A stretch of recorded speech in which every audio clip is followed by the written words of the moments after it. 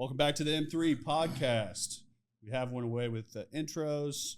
This week, we have Dre on with the MMG crew. We've got Steve and Ty Thorne. So we were talking before, I think Ty is like an honorary co-host at this point. I mean, you've been on how many times?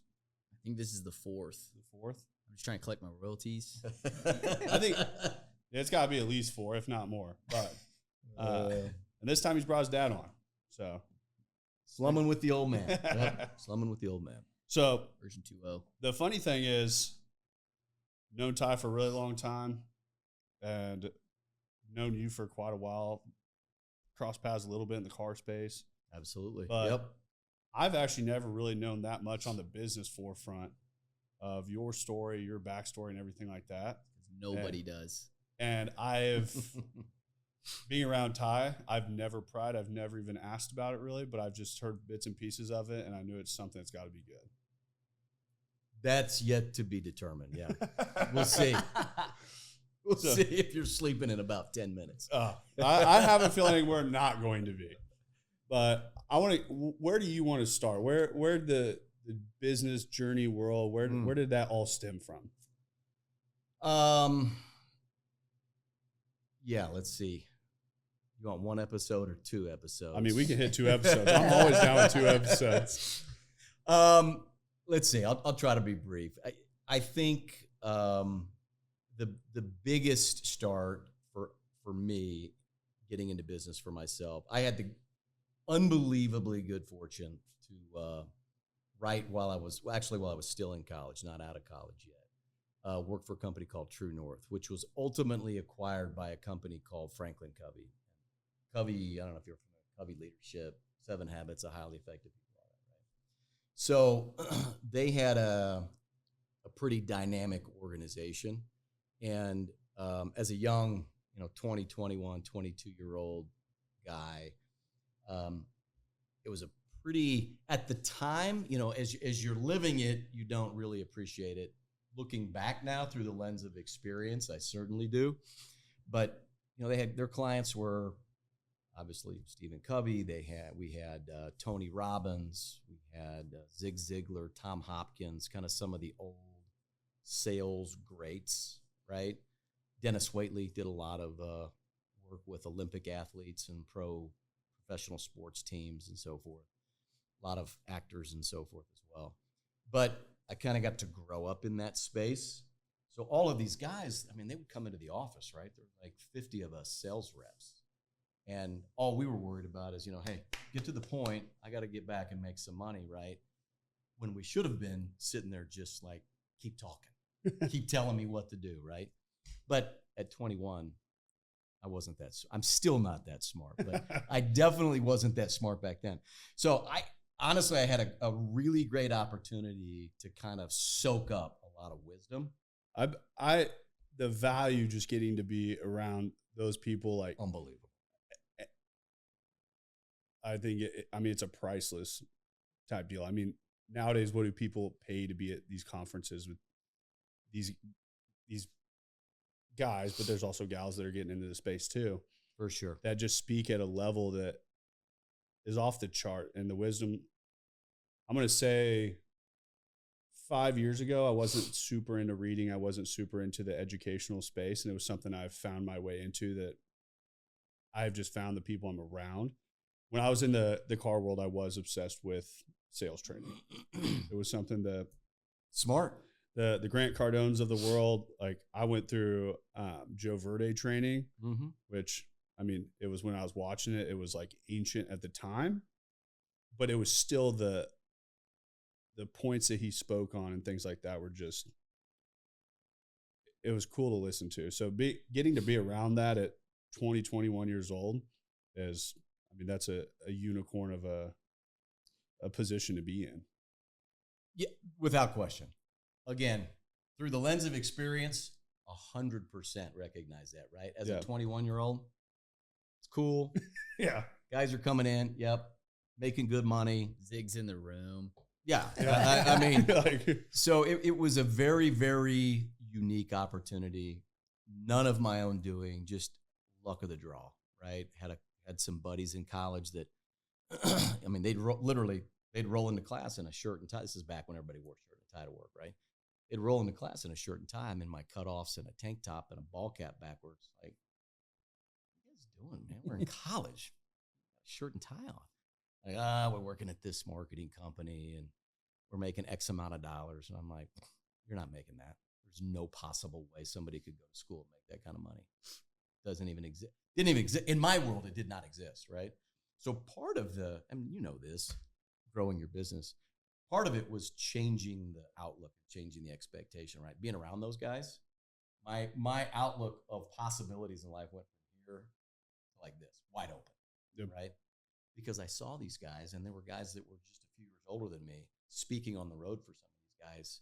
This was back in 1990, making seven figures, right? At 28, 29 years old. I'm like, that's impossible.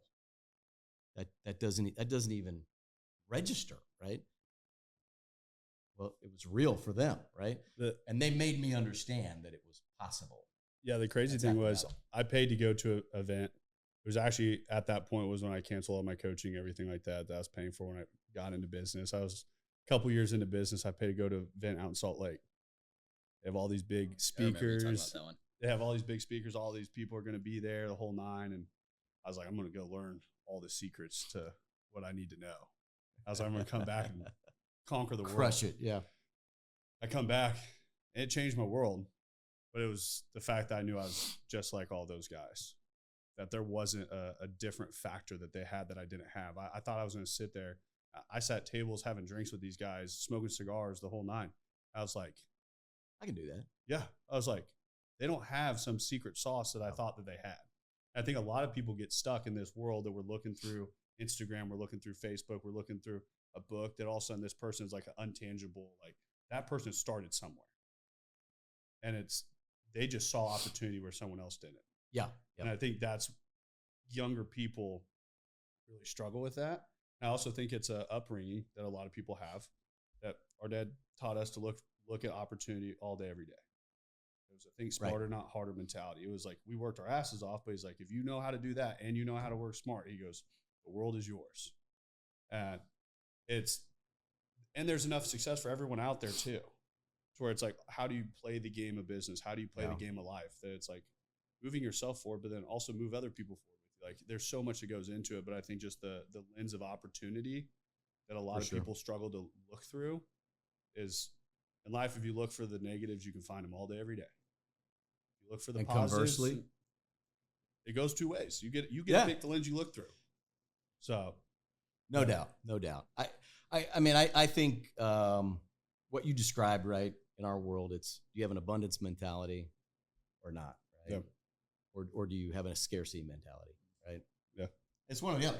Right? If you got an abundance mentality, you see opportunity in everything. If you got a scarcity, everything's limited.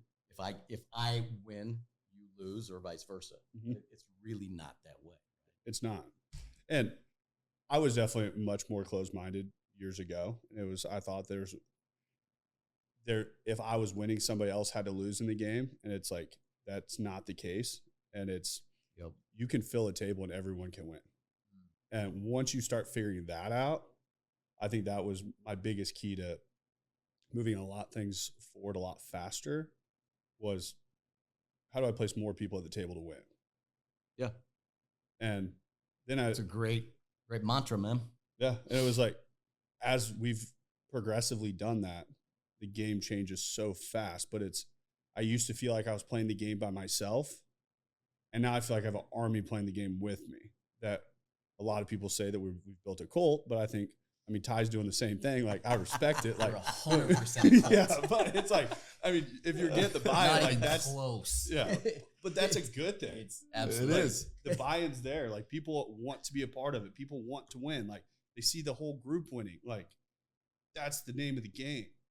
So it's contagious. It is. It's contagious. Yeah. I think success is contagious. I think winning is contagious. I think there's some people that just don't have a winning mindset. And it's, once again, to the spot that you winning doesn't mean somebody has to lose, but it's just like that winning mindset just needs to be there every single day. Like, I focus on every day when I get up, it's like getting into the arena. Like, when you're getting into to compete every day, like, what are you bringing to the table? And Madison hates it, but like every night when I go to bed, I watch Alex Hormozi videos on YouTube, and I have my headphones on. I sit there and watch that. I'm like, the dude's an animal at what he does. Like, he knows marketing so well. He knows sales so well. And I'm like, that doesn't mean I knock that off to a T. But there's a lot of great things I can learn from him. There's a lot of great things I can learn from these people. To where somebody sits in bed and watches 2 hours of Netflix to go to sleep, or I watch 2 hours of Alex Hormozi, I'm telling you, you win. In 12 months, I've moved further forward than you've moved forward. Yep. Yeah, that's getting in the arena every day.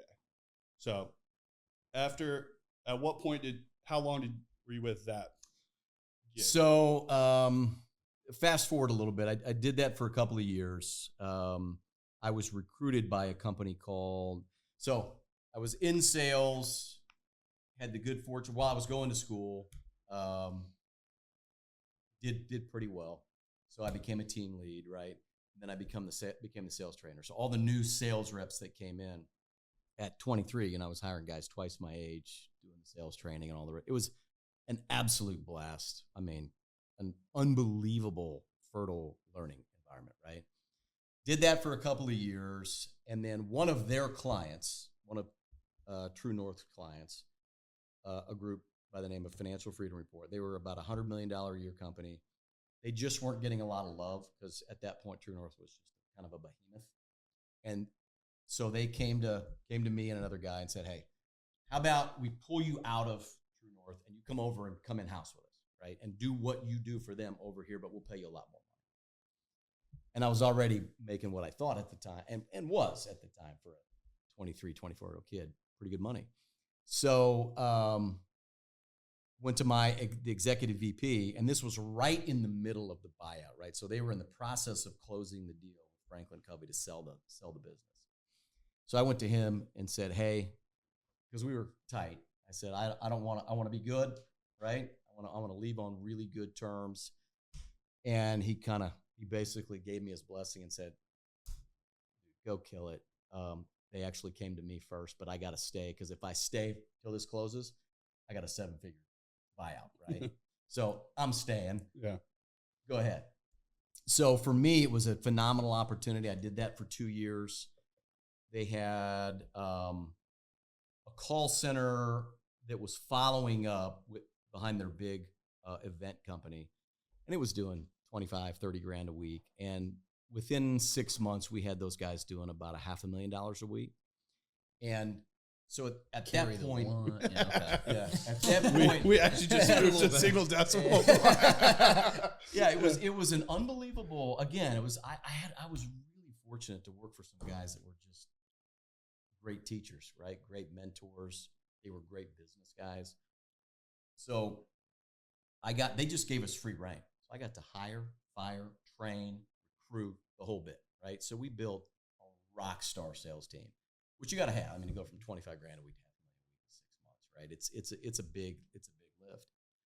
But there were some things going on behind the scenes that I was just senior enough to kind of get a sense of, right? Like, there's some stuff going on behind the scenes. There's a lot of money being taken out of this company. We're making a lot of money, but there was a lot of money being taken, too much being taken out of the company, not enough left in. So basically, myself and another guy, we left. We were there for 2 years. Unbelievable learning experience. I wouldn't change a thing. Unbelievable people. Unfortunately, what I saw manifest itself in a big way a year later. So we went out, started our own company, had one client, and I think I won't say a lot. I think there are many businesses that go through. We had one client. We started with 0, with 3 dudes. 6 months later, we got 50 employees. We're doing 300 grand a week in sales, 1.2 a month. I legitimately thought I was the smartest dude on earth. I mean, like 100% convinced. There's nobody more brilliant than me. Until the one guy you got goes out of business. Overnight, owes you a couple $100 grand. You got 50 people. Now you're not the smartest guy in the room, right? In fact, you're not the smartest guy anywhere, right? Especially when you go home. So, but it was a phenomenal learning experience, right? About this thing called diversifying your income, right? Hadn't thought about that, right? 24, we're making a ton of money. I'm feeling like I'm the smartest guy on planet Earth until you get smacked upside the head. Like, you don't even have like phase 1 figured out yet, bro. Right? Like legit, not even phase 1. We were fortunate enough, we didn't lose a single person. I basically just got on a plane and stayed on a plane for a month. We went out, got 2 or 3 more clients, brought them back, developed some really great relationships at both the companies. So we got 2 more clients, grew the business back up. We didn't lose a single guy. All this happened within inside of a year.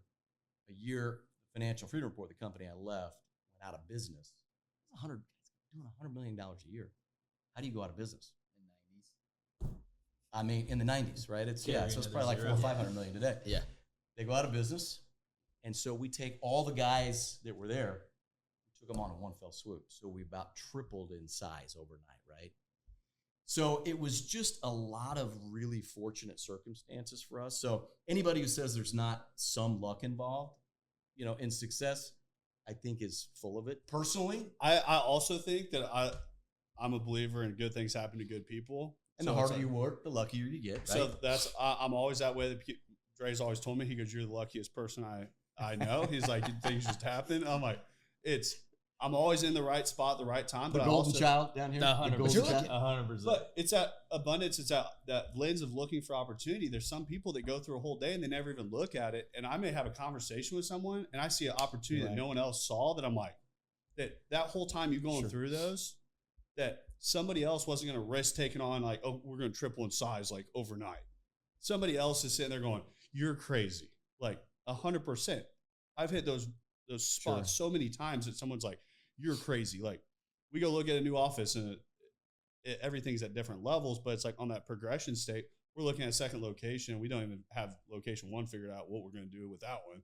If we get this one, I'm there. I'm like, "Yeah, let's go for it." We have like no money at the time.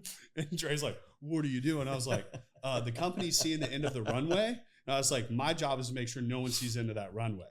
And I was like, literally in a matter of 7 days, we flipped the morale of the whole company back around, that they're like, "Oh, we're moving forward." And it was like, it sparked everyone back up.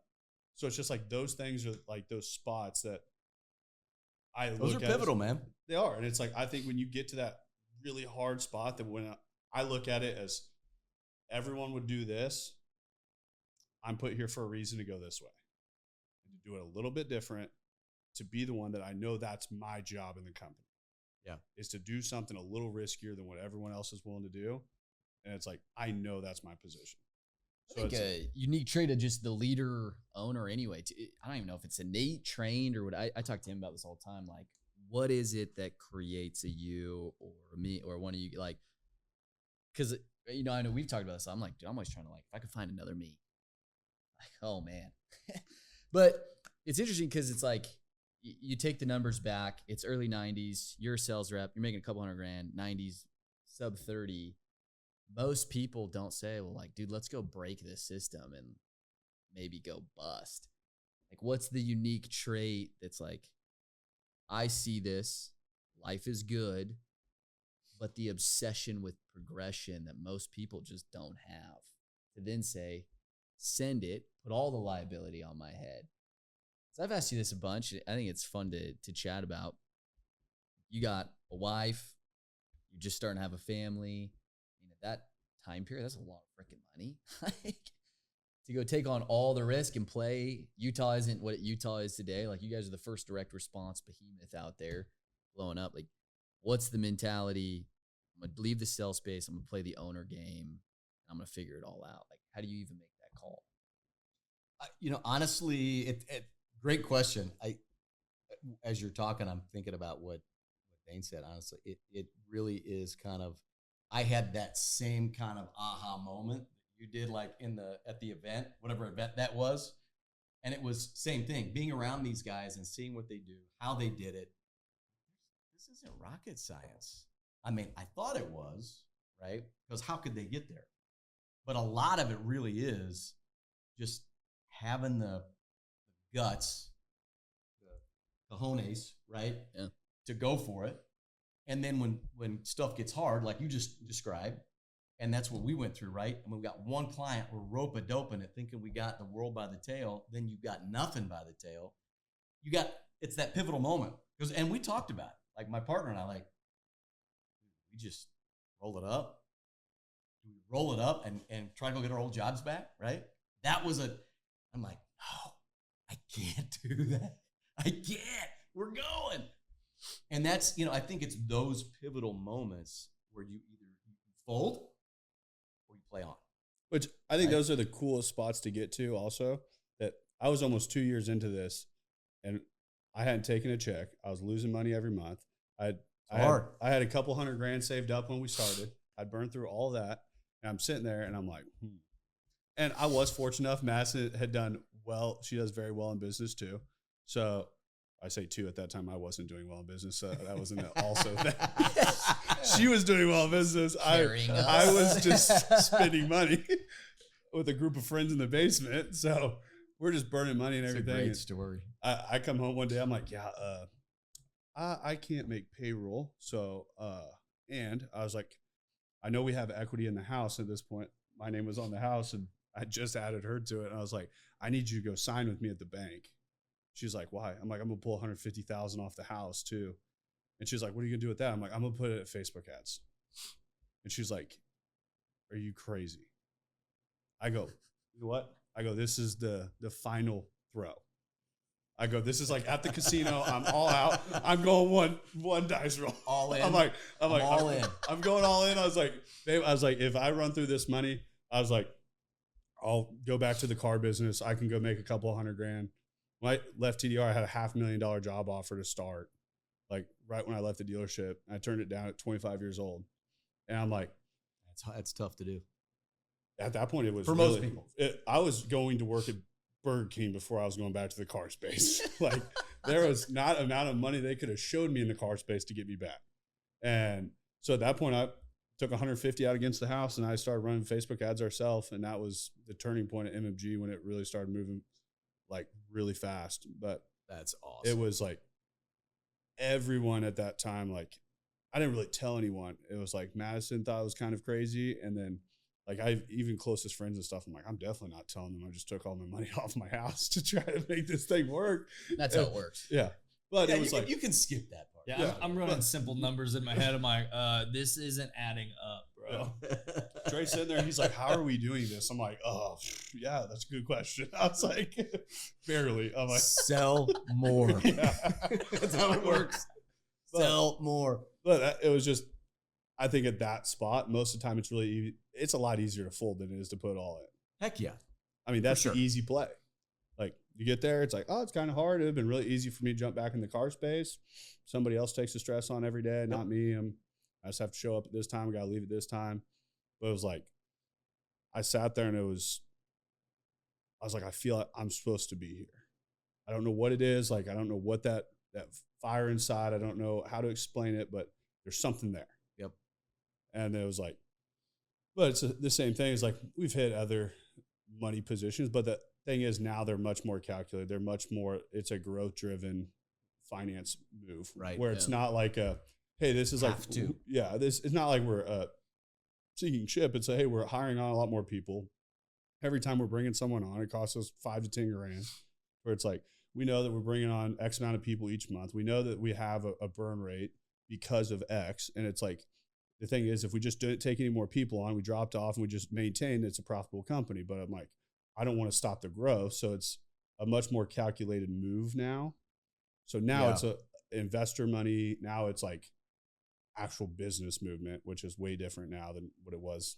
We're in the basement. I was like, I wouldn't have taken that money if somebody tried to give it to me. Because at that point I was like, I'm going to bet mine because I don't know the outcome at all. So. Well, that's why you're success. I mean, you bet your own money first, right? Yeah, I bet all of it first. So, and look at you now. Yeah, look at you now, man. Yeah. Going somewhere. Well, I think most small businesses that scale, right? I mean, we were the exact same way. I mean, you kind of got to bet on yourself. I don't know that you have to go all in. I mean, we did at the time because I didn't have a couple $100 grand saved up. I was making a lot of money at that time, but I was spending a lot of money as well, right? And I remember, I mean. So that money I made was from the car space. I did not save that money in MMG. I was making good money in sales, marketing, and leading teams and training guys. But I had a little saved, but nothing like that. Yeah. I mean, when we rolled out, it was, we had 2 kids. Ty was a baby. His older brother was 2. Kim was pregnant with our third, right? Because we had 3 in 4 years, right? She's like, and I did. Unfortunately, this is another thing I've learned, right? So you're saying, Madison has counsel for you that sometimes you listen to. Well, by the time you get to my age, trust me, you'll be listening to all of it, right? I didn't mention that I was quitting. Great job. We just built a brand new house. 2 kids, one Forgot on the that way. part. Forgot to mention that. Her parents were like, "Are you out of your blankety blank mind? Like, you got the dream. Yeah. What are you thinking?" To answer that question, right? What are you thinking? And at the time, I can't really explain it, but it's that. It's that when I stepped out of the car space, it was my choice to step out. I want to do it. And I stepped out. I owned this house when I bought this at 22 years old. And it's like, we come right out of college. Like, I developed my credit when I was in college. I was buying cars when I was in college. When I got out, I had down payment on the house. That's unusual. And it was like, right when I step out, I had 3 brand new cars sitting in the driveway every year. At 25 years old, it was like, I had the American dream. And I'm sitting there and I'm like, is this the ceiling? I was like, I've made it here way too fast. But it's like, our dad started training us at 16 years old on sales training. Like, the dealership was opening and stuff. We weren't allowed to sell cars, but we still had to go through all the sales training everyone else was. So it's like, I'm like, this isn't even fun. We can't even sell anything. What a blessing, though, man. From a business perspective, what a blessing. Yeah, your dad was, made you guys go. I mean, it probably sucked at the time, but it was terrible at the time. But we but learned. Looking back, oh my gosh. Well, we're also very fortunate. We, at a young age, like, he would take us to Capitol for these business meetings. And he's sitting there. He was 3-piece suit every day. And he's sitting there and going to Capitol, spending $10,000 on lunch. And he has us in the room, and then we're just like, he's like, you just sit there. It's these like huge groups of guys going there that it's just like, just watch. In the mortgage world, like, and at a young age, like, I mean, we could spend home loans by 13, 14 years old.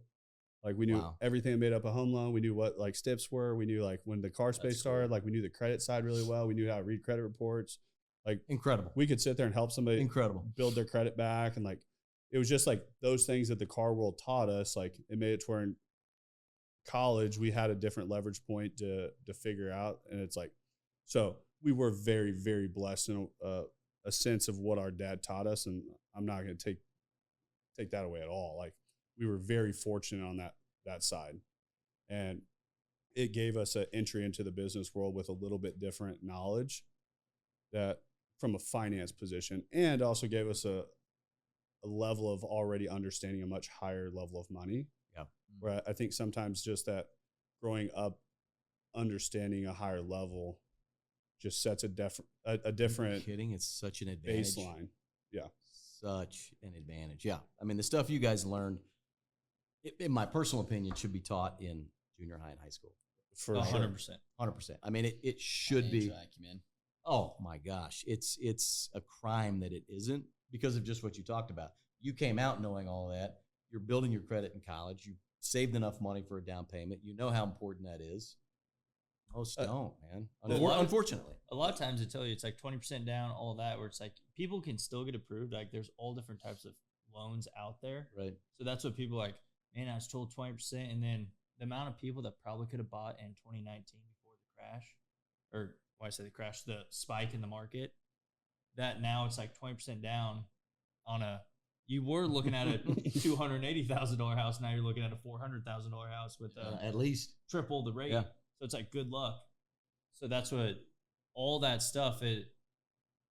I don't even know how they would implement that in school to make it like, is what they teach balancing checkbooks. The toughest thing in the school If you're program, lucky. and I talk lucky. about this with my reps all the time when we teach financial training, because you start getting guys to make money, it's like, well, what's next, right? Don't blow it. But the tough thing in the school is, just like you guys in business, you start, you take a big bet, you leverage, then you make calculated business decisions because you see how the money comes and goes. Unfortunately, like, no teachers have high resources coming and going. Yeah. It's a fixed payment, pension's fixed, like everything's dialed. So it's like, how do you teach a kid how to operate on a fluctuating expense, fluctuating revenue, run a balance sheet when it's like, dude, my retirement's checkbox. I just got to be here for 25 years. I can live in this house for the rest of my life because I'm going to teach at this school district till the day clocks out. So it's just, in my opinion, I've talked about this with my team a lot. I honestly think they need to bring a third party in to teach financial education at schools. Because if you want to be a teacher, like it's probably not even going to be a part of your life. Yeah. Your resources that you're managing are just so small. You're on salary for $50,000 a year. It goes up as you get a bachelor's degree, master's degree, doctorate. It's the only way to progress your income. What do you tell kids when they want to make more money? Get a higher education. But like right now, the marketplace isn't rewarding. Yeah. Unless you're a teacher. And the other thing that I think is crazy too is even if you have a math teacher, whoever's being put in charge of teaching the financial space, when they're teaching on credit and things like that, most of the time that teacher's 50 plus years of age and credit isn't running the same now as it was back then. Back then they could save up to buy a car or something like that. They could go get a decent car. Nowadays it's college students come out and they would come in the dealership all the time and they're looking at a vehicle and they're like, I make enough money to buy that. I'm like, you can't buy that. I'm like, you have no credit. And they're like, but I make enough money. I'm like, you haven't established your credit. My dad told me credit cards are evil. Exactly. And it's like, Madison what's was my that. credit or what's my rate going to be? 17.99. Yeah. They're like, this is my first car. I'm like, they don't know if you're a good buyer, bad buyer. They don't know what you are. So Madison was that way, that her parents told her that like pay off all your credit cards all the time. And my dad's like, because whatever you do, never pay off that balance every month. He goes, you leave it open. He goes, it doesn't close out the line. He goes, and that line's always. So if he goes, if you have $500 to pay off on it, he goes, you pay $475. He goes, you leave them open every single month. So I had these revolving lines starting at, he put us on his cards at 15, and then at 18, we got our own cards. Sure. Yeah. So we're coming out of college. I'm at 800 credit score. I'd already bought a car while I was in college. He's like, you're going to take this car. He goes, the first one, you're going to eat a rate. He's like, I'm not co-signing for you. So the highest rate I ever took on a car was 8%. At a first-time buyer program, I had a car that fit right into it. He goes, get your auto credit established. He goes, you're going to pay for this. He goes, when you get out of college, he goes, you can go buy a house. And he goes, you can buy whatever you want based on the money that you're making. So that's a lot. I came out of college, I was making great money. I think that's where that education side of how credit really works and how all that actually takes place. They just throw kids out to the wolves now. And I think it's a lack of the school. And it's also a lack of just, I don't think a lot of parents understand it either. Yeah. I just think the marketplace is advanced so much though. Yeah. Like I talk to him about this all the time. I didn't realize how much he hasn't really talked about this in his story, but like their core business, right? He starts with John Hopkins and Tony Robbins, but they progress. You guys are the gurus behind the gurus. You run the business ecosystem behind the guys that teach the best financial training in the country, stocks or real estate or whatever. So like our dinner conversations, I remember they were talking about how to overfund an IUL policy at dinner when I'm like 15, and like, you don't realize those types of ideas and things. I didn't realize how rare that was until I left. Like, and I'm going to Utah, and I'm like, kids don't even know what credit is. I get into the sales world, and people are just blowing money, which is why I started my podcast, because I'm like, dude, this is a huge missing piece of the world. But just talking into that space of like their self-education, I learned so early from him.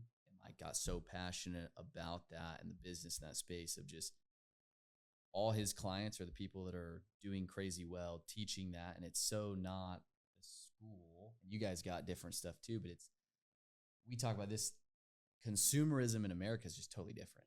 So your grandparents, the way that they budgeted and paid for retirement, they had a house, a car, maybe one TV in the household, and income was $50K. Well, now every member of your home is going to have an iPhone 16, right? Everyone's going to have a data plan. There's a TV in every room. That's the truth. Sneakers can be financed. Everyone has a personal vehicle. So it's just the same income that your grandparents are like, just go to school, get a good job, contribute to your 401k, and you'll be good. Like just the level of choices a kid makes on a day-to-day basis, those income levels just do not pencil for. Yeah, and I think a lot of times too, though, is there's a lot of people that say, hey, this income does not equate to the living I want. where the incomes, they want to throw a target at someone else. Your skill level doesn't equate to more money. To where I tell people all the time, like, if you want to make more money, increase your skill level. Skill up, yeah. That you skill up in whatever it is that you're doing. It's the same thing like in MMG. I tell people, like, the next big problem that they solve is, like, when you become the leaders, then lead down, that's a bigger problem in the equation. That's how the whole thing works. I was like, and it's people that can sell. Like, a great salesperson will always have a job in anything that they do. Like, they can go out and make great money in a lot of different industries. True. Like, you can go inject yourself. If you were phenomenal at sales and you have taught yourself that skill, Ty could go sell real estate. He could go sell cars. He could go sell whatever he wants and go make a great living. I feel like that's a skill set that more people need to know. What's interesting is they don't even tell you that sales is like a profession. No. I mean, the number of times I saw the college kid and they're like, I didn't even know this exists. I'm like, dude, it's so crazy because when you get into business, every company has sales. And now that I'm a sales leader and I have people call me from other industries trying to get me to leave where I'm at, I'm like, dude, there's high paying sales jobs everywhere. And no one in college is like led to these income. Be a doctor, be an attorney, be an engineer, and it's like, get a marketing or a business admin degree. I'm like, dude, the jobs for those degrees. You can target marketing degrees. We don't have marketing degrees here. That's fine. Direct response marketing and media pay marketing, but like marketing in colleges. What are the color schemes for Coca-Cola and what emotions does it trigger? And you're like, dude, that's a $40,000. Somebody's got to figure that out. Yeah. But so I think we were at the spot where you triple up in size. Yeah. So where do we go progressing from there? The story continues. We triple in size, and then we basically decided. One of our clients went public. So this is late 90s, right? So late 90s, right before the kind of the internet bubble bust, right? This is kind of pre most of your times, right? So there's this thing called the internet bubble, and it burst, right? So we were acquired by a company, and on paper, it looked great, man. Stock started at 3, ran up to 12. Success Magazine was in it. We were in it. There were several other entities. Every single company was losing money, but it didn't matter. It was kind of like now. I mean, they were just pumping cash at it, right? We were the only standalone revenue generating company in the black. So when the bubble burst, the funds dried up, it's just us, right? So we negotiated our way. This is, it was an unfortunate and a fortunate part of our business evolution. We got to play in that public space, which was really cool. You're 27 years old. I'm looking at my balance sheet like, I'm good. I mean, I'm done, right? Again, all of a sudden I was the smartest guy in the world again for about 15 minutes, right? So the bubble bursts, the stock crashes. We have to negotiate our way out. So we're dealing with a fund out of Chicago, right? These guys, all they do is finance deals, right? And this thing went to hell in a handbasket really quick.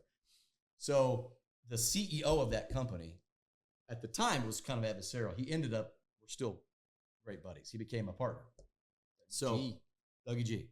So he basically said, I can't let you out. You guys are the only ones making money. I said, well, guess what? Here's the keys, bro. I'm going to go down the road, lease some space. I'm going to be in business. You're going to have nothing. So you can take a small minority interest in the company, or you can have it all, but without us. So he chose to take a small minority piece. And fast forward a couple of years, that partnership evolved and just worked out beautifully. He had a lot of skills that we just didn't have. He was several years older than us.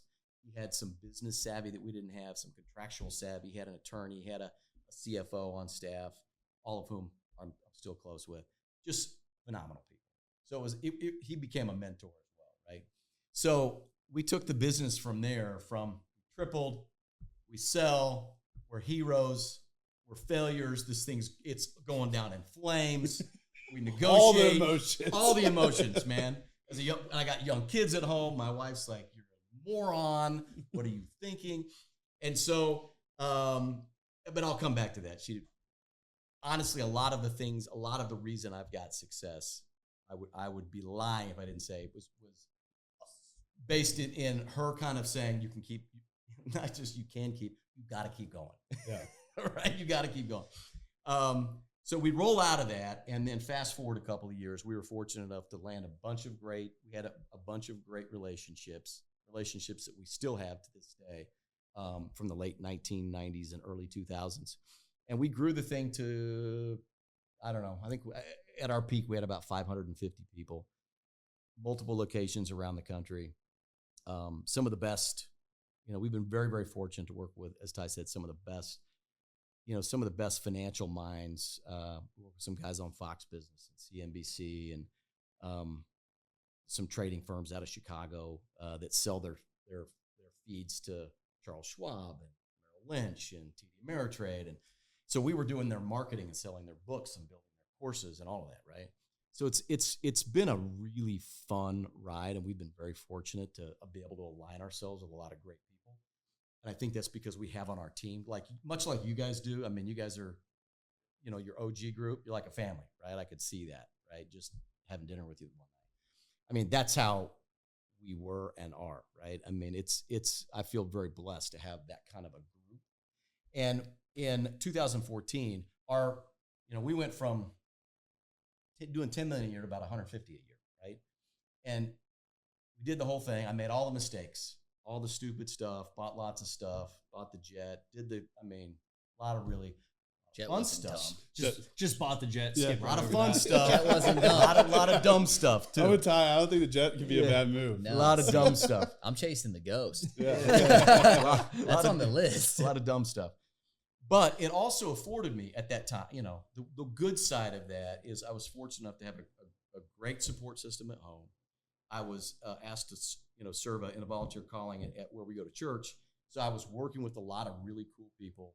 And that jet let me come. I could go do 3 cities in a day and a half. That would take me a week and a half commercial, right? And I could zing, zing, zing, zing, be home for baseball games, soccer games, basketball games, football games, which for me at that time was like the end all be all, right?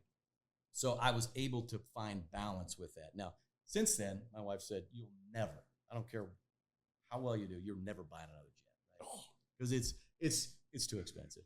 Now, if Ty wants to get one, We're going I'll be to a passenger on See, that. that's what I tell them all the time. I say, next one's mine. Yeah.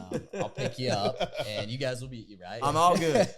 I don't have to pay for the windshields and oh my gosh, everything. He's gonna be flying around more than you are. Yeah, he's like, Exactly this is right. way better. It's on his dime. So we were fortunate, right? We sold that company in 2014, and a lot of it had to do with our largest client at the time had made a run at. He wanted to buy the business, had made us a couple different offers. In 14, our margins had gone from here to here. We're bigger, but I wasn't making any more money. Right? So from 200 head count to 550, I didn't make a single dime more. So I started doing the math, like carry the one. Well, that sucks. This is the dumbest idea ever. All this extra risk, all this extra exposure. And some of that is just, I think, business maturity, right? For me, I knew I didn't want to go have 5,000 people or 10. Looking at these big behemoths, I'm impressed as heck that people can manage that. I knew I didn't want that because I wanted what was as important as the business success to me was the family and the kids and the relationships and our friendships and traveling with our neighbors to Hawaii, those kinds of things. So all of that was as important, if not more important, than the business side. So I was fortunate to have at home the balance, right? And doing some service work, and we've started a couple foundations that I think our youngest son Jack has Down syndrome, right? So being able to be grounded in some things that help other people, not just 100% driven by the revenue. Now there are times, you guys know this. There are times you got to go all in. Yeah, it's all you can do. 24/7 is think about the business. So I'm not suggesting that there's not times you got to do that. So because there are. The crazy thing to that, you hit on a couple different topics there that I think ring home a lot. Is one, like I always talk about Madison like calling me crazy and things like that. but I always had somebody in my corner to say I could do it. Yeah. That's no, huge. No matter what happened, she was like, you got this. She goes, I believe in you. And it was like, so there was that support there that no matter what I did, I knew there was someone there that like full-heartedly believed that I could do it. To where it's like, there's value in that a lot. That person that you lay down with at night was like, hey, you got this. Yeah.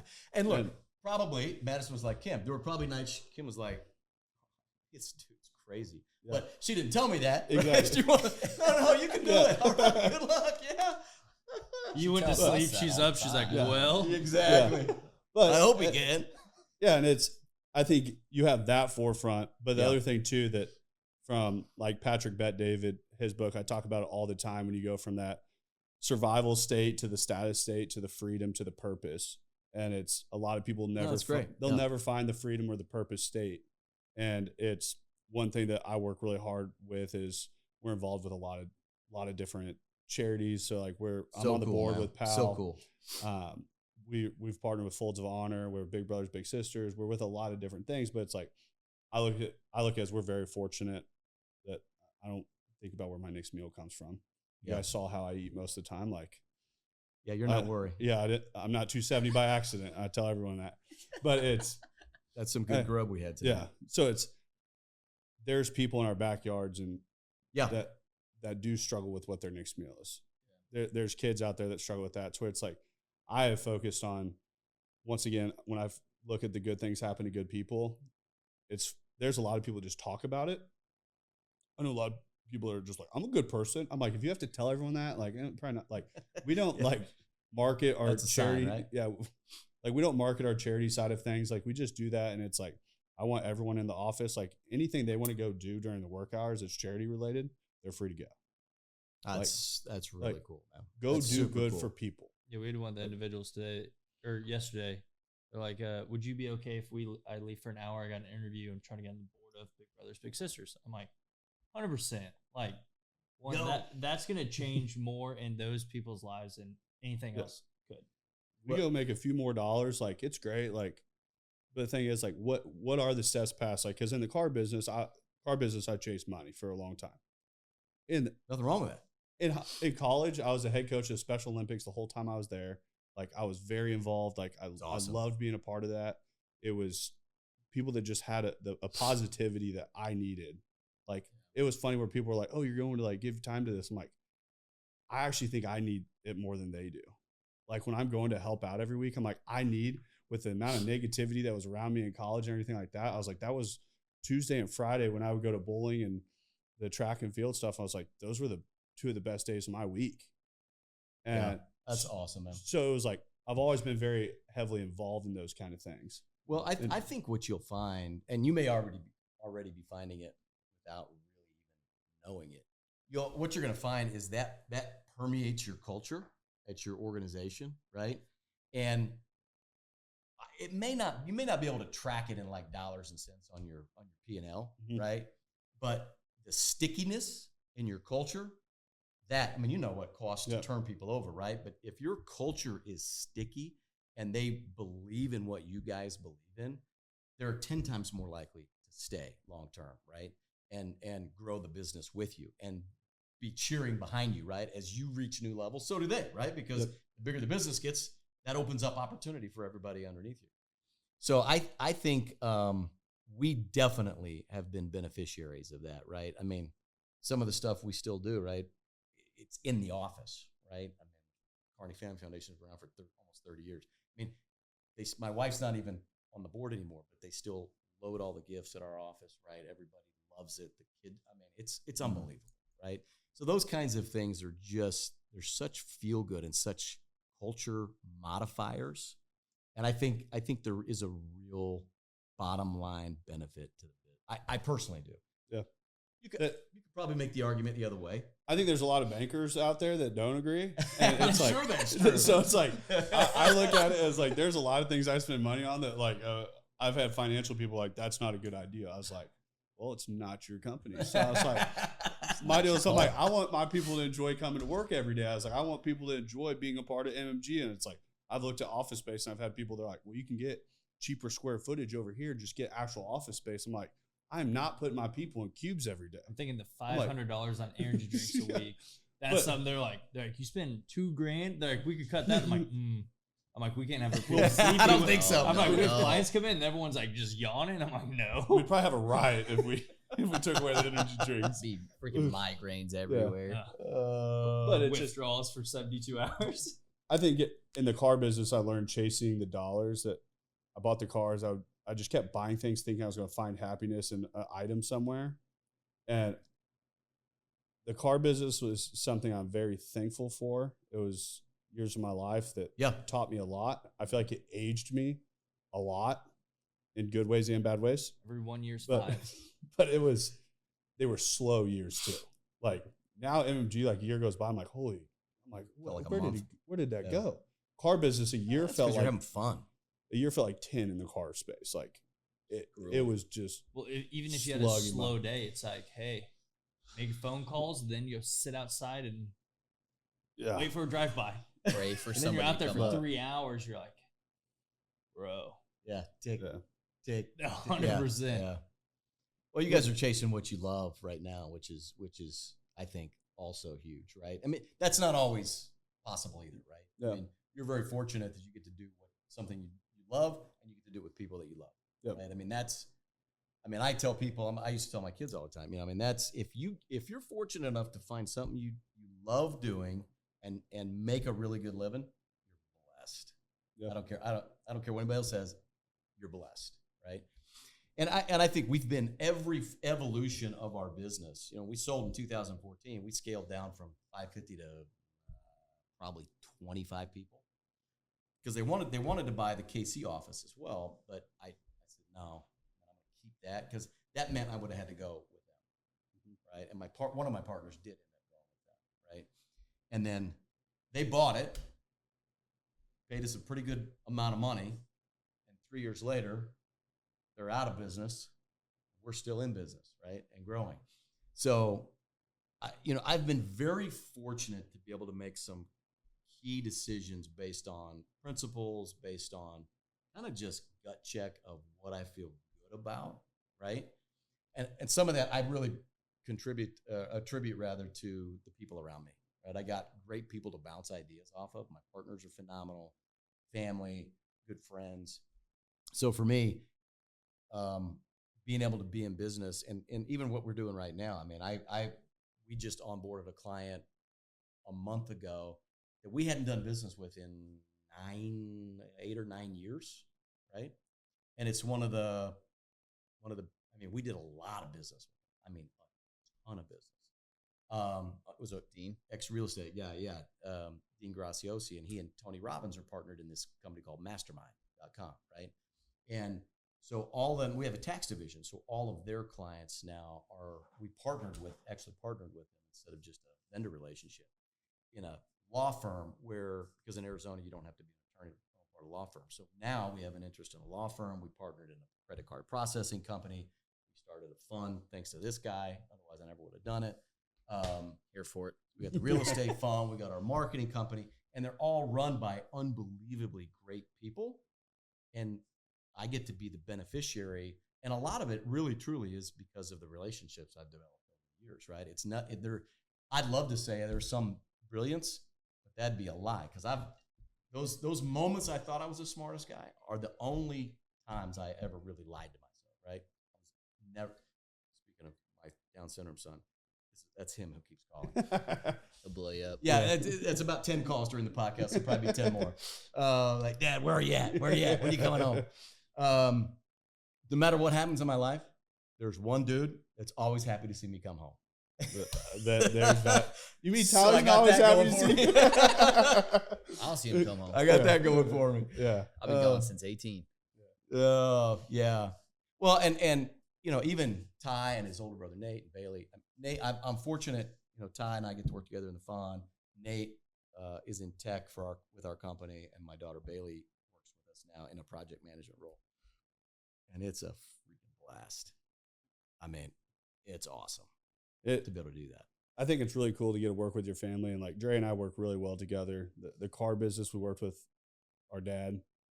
And There's pros and cons, right? I'm sure. I'm going to say it was more so Dane and my dad would go at it, and then I was the mediator. Then they'd both come to me and be like, "Can you believe he said that?" I'm like, my dad and I look at it from his lens, and then they just phenomenal friends now. Like, and I was always good friends with my dad up to the car space. The car space was 3 years, probably the only time my dad and I didn't get along real well. And, Never saw eye to eye on it. And it was just something that I think we're both very bullheaded in the way that we are. And it's also, I wish I could go back and be more open-minded, because I wasn't open-minded at the time. I thought my dad was always trying to lecture me on everything. Yep. I didn't come at it the correct way. My timing was terrible when I would take things to him. I didn't understand the business on a higher level. I was thinking too small. I wasn't looking at the whole picture of everything. And now that I've got to sit in my chair now, I was like, wow, I really sucked. I was like, God, I probably would have been pretty pissed at me too. So I was that headache. Yeah, I was the headache to him. I was like, now it's like, I don't know. I just think that, and I've taken that into consideration with MMG now, that I'm much clearer with the leadership side of knowing the higher level, to where it's like, they know where we stand, they know what's happening, to where it's not like hey, I don't know where this is at. Like, I feel like I'm trying to I always felt like I was trying to do the right thing in the car business. I just didn't know where we stood. But Dad's like, I never want to put any of that on you guys. And I'm like, well, you were just mad at me all the time, and I just didn't know why.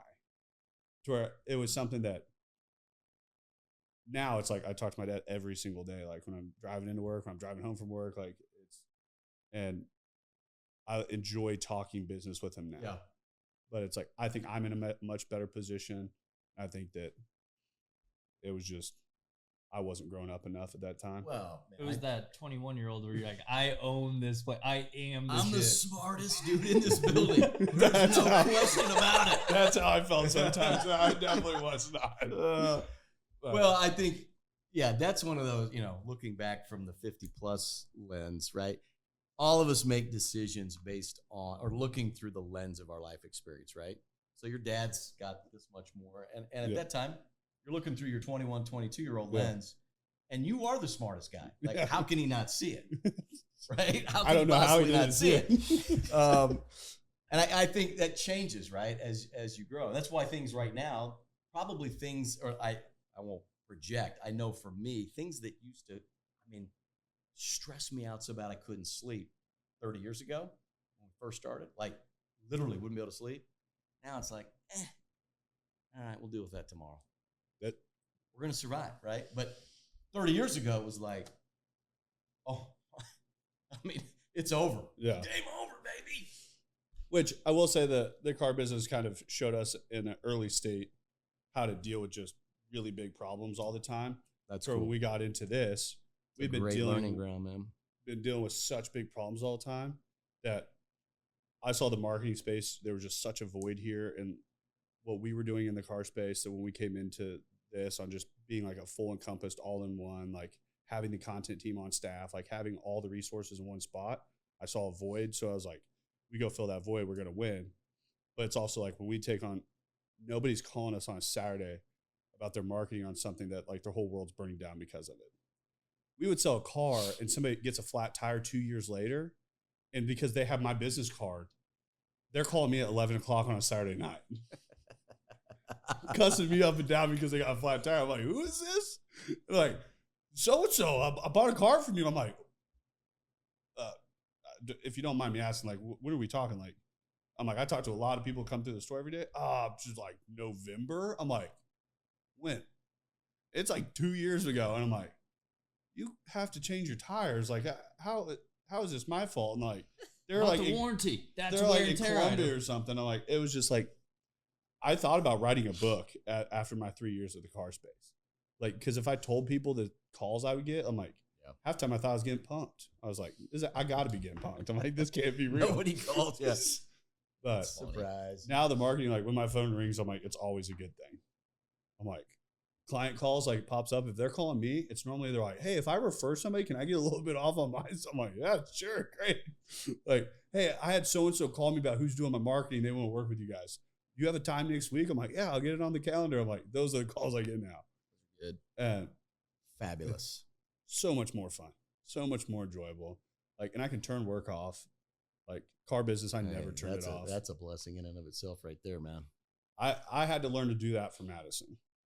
That was, if it was up to me and I was a single guy, I would work 7 days a week and that's all I'd focus on. Well, and you could. I empathize. Yeah. But it's like, Yeah, you could. when Madison, I told her when I left the dealership, because I was when I left the car world, Madison and I have been together for 12 years. Wow. No, when we left, it was shorter, but we've been together 12 years now. Yeah. And so at that point, we're probably around 8 years, but it was probably the rockiest spot, our relationship. I was working 100 hours a week at the dealership. I worked Monday through Saturday, 12-hour days. Monday through Thursday, we cleaned cars from 8 to midnight in the service drive. So the girls would bring us up dinner and help clean cars with us 8 to midnight, Monday through Thursday. And we were the janitorial crew on Sunday. So we were there like 3 years. I had no life. You get done, and then it's like, I was in the box, so I was in F&I, and then my dad would come in on like Tuesday. He's like, "Hey, I need $240,000 today." I'm like, "We have $180K in funding." He's like, "Well, you're doing some cash deals today." He's like, "I need an extra 60." I'm like, "Okay."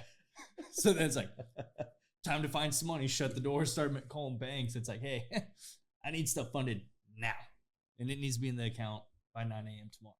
Well, So we got a ramped up skill of moving money very quickly, which we were very fortunate, but it's like, you just get kicked in the nuts all day. And then it's like, all right, let's clean some cars so we can make some money over in wholesale so we can start cash flowing that side of the company. It was fun.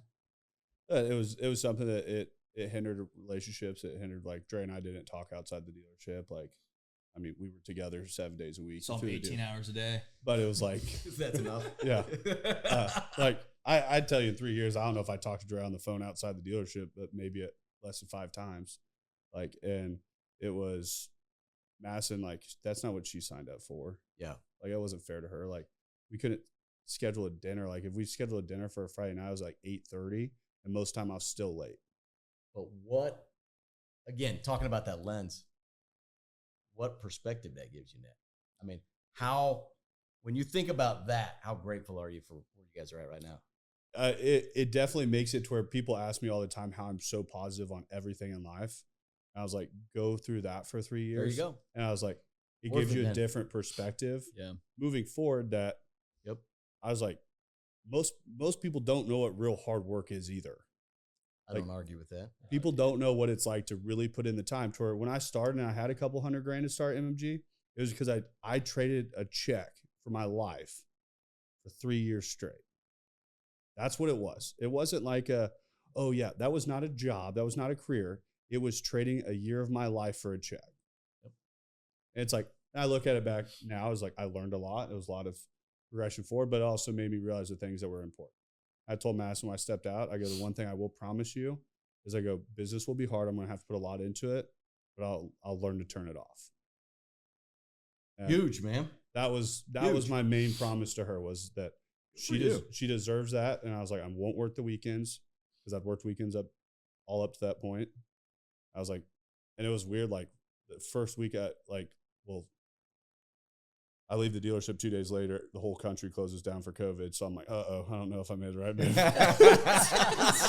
So I'm like, oh shit. Well, we all thought that, Yeah, man. So Country timing. shut down. Yeah, like, what are we But- going to do? It was weird when restaurants were opening and stuff like that. And I remember the first time we went to lunch, we were just sitting at lunch. I was like, this is cool. And it was like, most people Yeah. don't ever look at something like that as like a win. Yeah. Well, Delicacy. I mean, like I said, think about the perspective you got out of that, right? The gratitude that you have now for everything you've got, right? Plus the appreciation of, like, hey, man, we're busting it. We're working hard, but I actually enjoy it. Yeah. As opposed to Sundays, hucking, cleaning, doing the janitorial stuff, because it's just, somebody's got to do it. Yeah, it was And not we fun. were You the guys, right? cheapest people he could find. There you go. We were free. We were free. Yeah. But That's a cool part of the story. it is. It also probably was a lot of motivation to get out the door too. I'm sure, right? So- I don't want to do this for the next 40 years. So my deal is I never knew what the outcome was. And my deal is I had a unique way out because my deal is I couldn't leave because I was leaving Dre or my dad. Luckily, my dad had a partner. We had a discussion, and it went a way that they were wanting me to do more work. They were wanting me to handle another dealership, everything like that. There were some things said. At that point, I made my decision. But it made it to where it wasn't me going against Dre or my dad. So it was the most thankful, the best conversation I've had probably in my life, that it opened a door for me right there. And I saw that opportunity.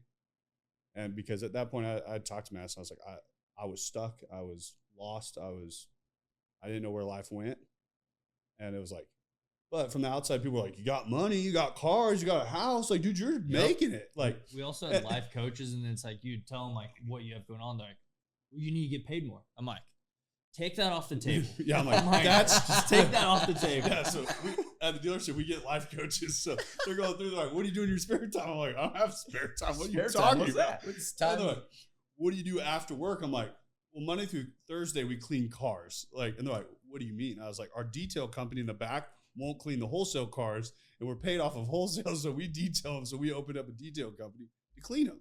And the guy's like, oh, okay. He's like, and they were like, where do you go? Yeah, they were like stumped on what to tell us. I'm like, so you work till midnight every day. Yeah. Okay. And I was like, Fridays and Saturdays we didn't, but it was like you left after the last car deal was done. Yeah, Friday, Saturday, it's like it was a flip of a coin. Yeah. PBR and spend the most amount of money because you had 2 days to spend money. Or when I say 2 days, you had about 5 hours on Friday and about 5 hours on Saturday. Yeah. And then if you went to PBR on Friday, you go in, it's like you would maybe have a few too many drinks. And no matter what, if you were hungover, you are slammed on Saturday. I don't know why. You could stay in just Friday night. Nature. It's a punishment. It's go in Saturday, feel wonderful. You're dead. Yeah. Hungover, you go in. It's like, hey, I know you just got in. This guy came in early. I need a deal paper deck right now. I'm like, okay. Like, all right, numbers. I can't see right now. Hold on. What would you say in all of your years of business, your biggest challenge was overall? Gosh, I mean, we had so many. I don't know if I could narrow it down to one. I mean, I think it's unique to our business, probably, right? I mean, I tell my people today, I told them 20 years ago, there's two things in our world. Everything else is solvable. There's two things that could really hurt us. One in our world is merchant processing, meaning credit cards, right? Because we sell thousands of products every week, right? If you can't process, dead on arrival. So you've got to have healthy banking relationships. And then second, regulatory, right? Because in our world, marketing direct to consumer, there are so many regulations, right? Division of Consumer Protection, the FTC, the AG's office, the BBB. I mean, to have a clean, knock on wood, we sell tens of thousands of clients every month between all of our various campaigns. And, again, knock on wood, we haven't had a complaint in 4 years, right? It's impossible, right? Because some people, you could put a gold brick in their box, right? They order a financial book on options trading. It doesn't matter. They're going to be upset, right? No matter what you did for them. We have a phenomenal team that does everything they can to take care of the customer. So I think customer relations, managing as a CEO particularly, I read an article not too long ago that because of the, and every industry has regulations. The mortgage, I'm preaching to the choir. Mortgage is unbelievable, right? They're onerous, in my opinion. Banking, right? I have a lot of good friends that have become good friends through banking relationships, through companies we've bought and sold, and real estate deals we've done, and financing our business and all the rest of it, right? And I remember one day kind of complaining, I guess, poor me. And they're like, dude, you have no idea. The banking side of things is 10x worse than what you're dealing with. So I think from a regulatory standpoint, the article, to go back to that, said a CEO's job right now is 50% dealing with regulatory issues in a company in our space. Yep. Right? 50% of their time. So for me, that's not applicable to everybody, right? It's the worst part of I would be smiling ear to ear 24/7 if I didn't have that piece. Now, we're very fortunate. We've got great clients. All of them do things. They have phenomenal products and services and great track records. Ty mentioned a little bit. We right now, about 10 years ago, we narrowed down and we really deal kind of in the financial services space predominantly, and that's even more highly regulated, right? So when you're selling services that recommend different trading positions or options positions, that kind of thing, you got to be very careful. There's a big black and white box, right? So those kinds of things. Now, again, every business has regulatory issues. Ours, that's one of our biggest things. People, I would say that's probably another one. Great people, hiring good people, developing good people, those kinds of things. But I really think one of the most, I say that's one of the biggest challenges. It's also one of the biggest, and you've probably found this to be true, biggest rewards. Because one of the things that I used to do for True North before I started our company was train guys. And I jones for that, right? So anytime I get a chance to go train sales guys or marketers, or we're part of a lot of different national marketing associations. I've served on the board of a couple of them. Anytime I get a chance to go give back and see people develop, and you know this, I mean, if you see a guy that, like I was, right? I mean, these guys that pulled me out of college and kind of showed me what they were doing, it literally, I mean, for me, I was like, if I can go to college and good enough grades where I could go to law school, then I can get a great job as a lawyer at a big firm. That's how I thought. That's how the math was math. Right? That's how I thought. And these guys literally changed the trajectory of my life because they went like, you could do that and work for guys like us, or you could go be guys like us, right? And it was just a complete paradigm shift, right? And it's not a coincidence. The name of our company is Paradigm Direct, right? It's kind of changed the way you think about marketing, changed the way you think about publishing. And the authors that we work with, thankfully, bought into that kind of, right? I mean, we do things differently, and we literally help them build their businesses kind of out of thin air. Most of these guys are great talking heads. They're on TV every single day, right? Talking about finances and stocks and trading and options and investing. But they don't have, and a lot of them don't want the infrastructure and the overhead to build out a business, right? So that's where we partner with them. We build all that out, which is a lot of fun for us. Makes us good money, makes them even better money. All of our partners make more money than we do, all of them to a T. But that's kind of how our business is designed. I mean, these guys, if we do well for them, there'll be enough left over. I think the marketing space, I think that's where it's flawed. And that's sitting on the other side for a lot of years. I saw the marketing space. I feel a marketing company, the success comes secondary. And I saw a lot of them that would come in that their success was more important than our success. And it was chasing of checks. Yep. And it wasn't a result-driven industry, especially in the automotive space. It was the same thing as everyone else. There was nothing different about anything that anybody was putting out. Like, my biggest thing I live for day in and day out is being different. Like, my biggest fear in life is being like someone else. Like, the biggest insult you can make coming into my company would say, hey, are you doing this just like these people? Like, that would probably be my biggest insult. Like, my deal is like, I want to carve our own story. And it's like, but it's like, it's beautiful. I think too many people go out and they just try to hit the same thing that somebody else hit. And it's like, look at Chipotle and Qdoba. Qdoba's like, hey, you know what? We're just going to do the same thing Chipotle did, just like we're going to add queso. And like they all put like it right flopped. next to like, them all. And we're going to try to hit them all like by the same area. Like, except the food was far worse, right? It was way worse, but like they just missed the mark all the way across the board. But it's like you look at something. Yeah.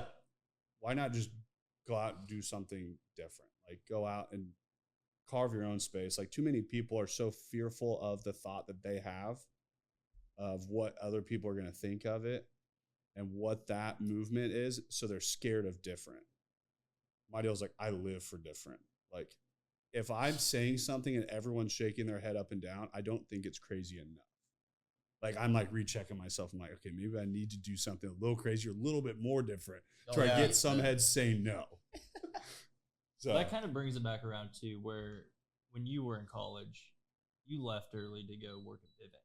Yeah. And I assume everyone's like, you're crazy, bro. You're leaving college and you were at a pretty good school. Yeah. Yeah. I was applying to the #2 accounting program in the country.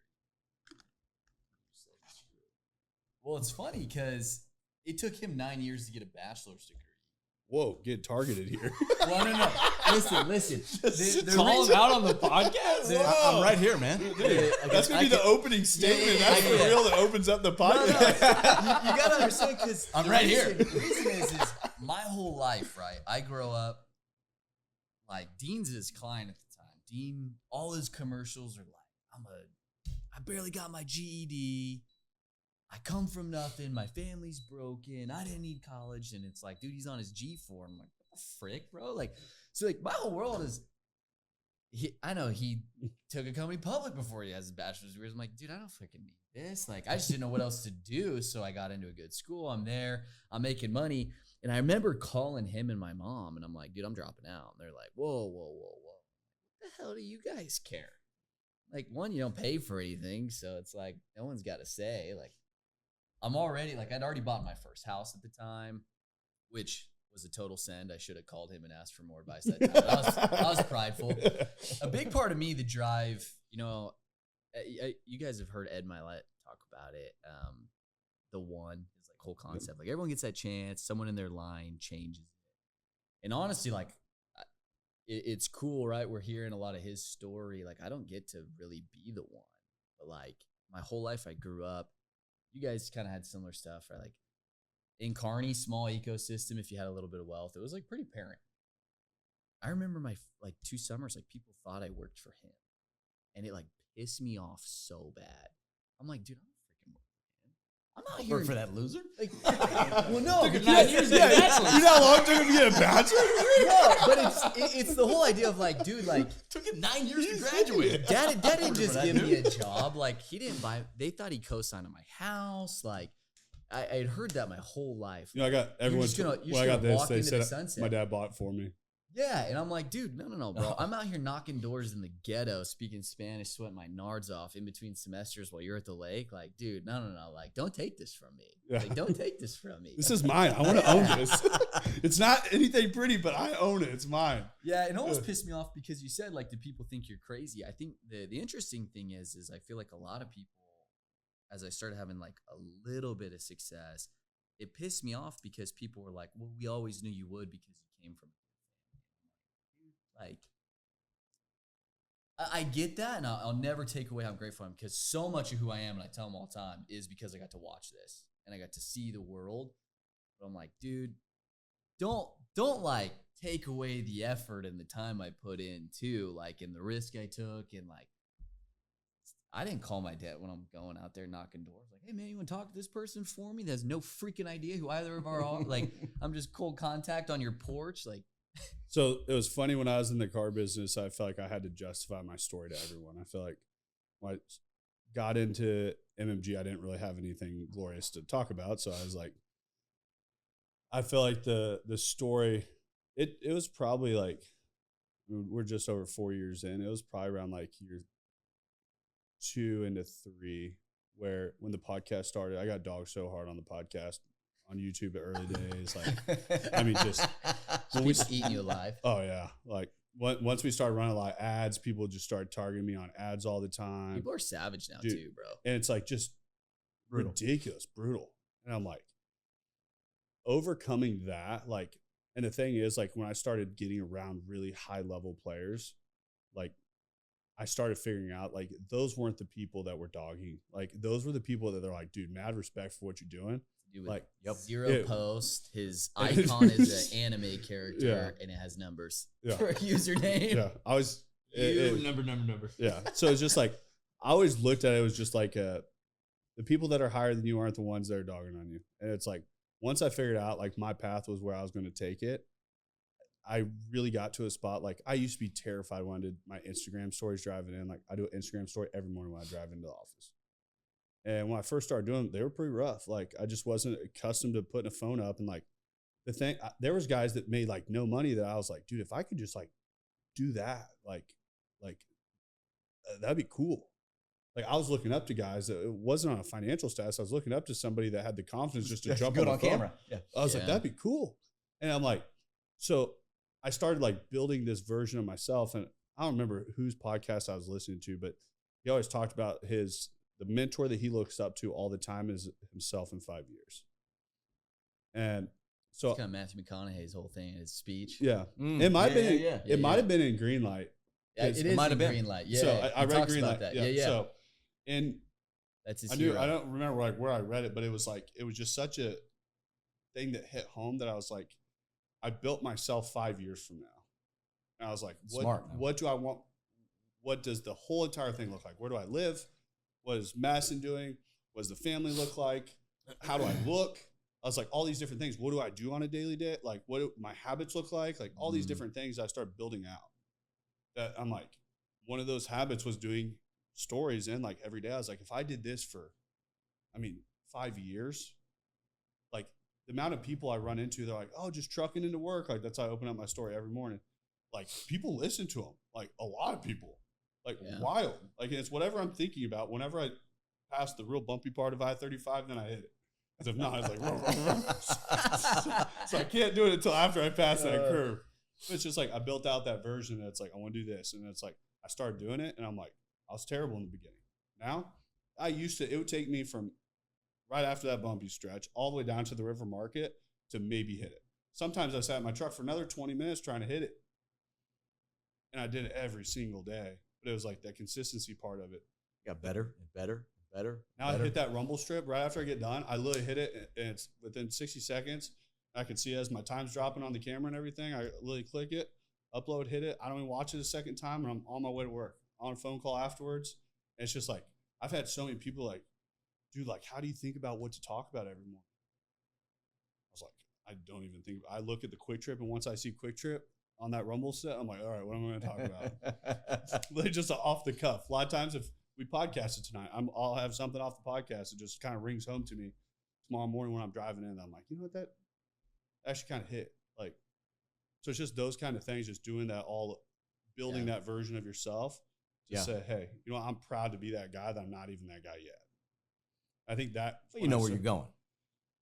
Hormozy talked about that the other day, actually. He was saying, you know, everybody wants to be in business and be really, really good at the thing that they're doing. But the issue is they want to grow, but you can't grow doing the thing you know how to do. And so the only way to like step into that is you've got to be on the cusp of stuff that you have no business doing and stepping into. I want to play in that arena, so I have to play today, even though I have no reason to be there yet. And until I play enough here, I won't be there. But everybody wants to play safe. Yeah. And it is. It's like even just simple stuff. And it's crazy how many clients we talk to when we partner with a client. I tell them, I'm like, one thing we will do that other companies won't is we're going to make you uncomfortable. I've put so many clients on camera that they're like, I'm not getting on camera. I'm like, then we're not doing your marketing. And I get people on camera and I look at the progression of clients. Sure. Over the years that we've worked with them. I'm like, that's a reward to us. Where I'm like, when we used to come out, I go, we were here for 2 hours to get 2 videos. I go, now we're here for an hour and we get 20. I go, that's amazing. I go, you can just hit every single like real idea we have. Like you're not even scared of it. You just grab a mic, you're talking to clients, you're getting other people involved with it. I'm like, look at how confident you've became because you're working with us.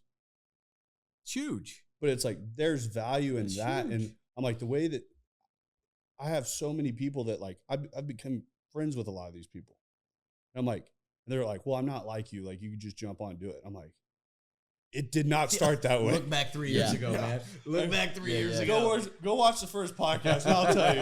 You can see how shitty I was. Like, but I don't know. I just think that's that progression piece that we were talking about earlier. I mean, I like the word mad respect because I have mad respect for young guys like you that are all in. You're doing something different. I think, you know, Ty, my other kids, I mean, all of them are 10x smarter than I am. There's no question about it. I mean, like, I'm not like just saying it, like legit, like book smart, far brighter than I am. I mean, It didn't take me 9 years. I actually graduated 7.5. So No shit. I was flying through college. Just to clarify. I mean, I dropped out, so I guess it doesn't matter. Yeah, I did get a degree and you didn't. Okay. So Shots fired. So, but truly, I think it's so exciting to watch. I mean, there is this self-education industry out there, right? You guys are, you're talking about Hermosa, you're talking about Cardone. I mean, some of the guys we do business with, the Robbins and the Graciosis. Cardone just bought a third of one of our clients' businesses, right, to help them grow the business, which I think will be a great decision. But all that stuff, I mean, I consumed that stuff when I was 21, man. I mean, working for that company. I mean, I would literally drive home. That was back in the cassette tape days, right? I'd pop a cassette tape in, man, and 15 minutes I'd be listening to Tony Robbins or Dennis Waitley or Zig Ziglar or Tom Hawkins or whoever else. I was sniffing the fumes, man. I was a freaking believer. But for me, there were so many other people, right? Just like the stuff you're talking about. People make fun of me for I'd come home, right, from college, and I'd go out with my old high school buddies. They're like, what are you talking about, man? I'm like, I get it. Yeah, it's kind of off, right? Now it's mainstream, right? Yeah. Back then, that self-education stuff was pretty isolated. I will say, though, even though it's mainstream now, I almost feel like there's this frowned upon area of the younger generation going out and making money. And it's like, I've had people that are like, don't you think you're a little flashy, blah, blah, blah. And like, I get like two different realms of like the naysayers coming our way. And I do think there's a huge group of Americans now that they think no one's supposed to be rich or no one's supposed to have money. And I'm like, it's wild to me. And I'm like, that's just because you have a very low skill set and you want to try. My dad said his whole life, he's like, misery loves company. He goes, he's right. People will always, he goes, they will always want you to sit at their table with them. And he goes, there was a time when I got out of college and when I got into business that I feel like I was lost again. It was because I was like learning and I was progressing forward. So I'd outgrown a previous group of friends, but I hadn't found a new group of friends yet. So it was like this weird like limbo state that I'm like, when I'm with somebody, I have no earthly idea what to talk about. I'm like, I could just like chat with someone, but I'm also like, I don't know who to talk business with. I'm like, it was just a strange area that I was in. But what you said earlier is true, right? The people that are ahead of you, and just, not financially speak, I'm just talking ahead of you experientially, right? They're not the ones that are, they do have, I guarantee you, they're like, this dude's killing it. Look at it, right? I mean, I look at my own kids. I mean, Ty's way ahead of where I was at his age. I mean, like light years. I mean, in terms of the money he's making, the amount he has invested, all of that, right? I mean, he's so far ahead of where I was. Even my other kids. I mean, my daughter bought her first house at leased out the room so she has no mortgage, right? It's brilliant. I did the same thing in college. I never did that. I wish I would have. I mean, they're making decisions that are so much smarter than the decisions that I made. And I mean, just building the business the way you guys are doing it.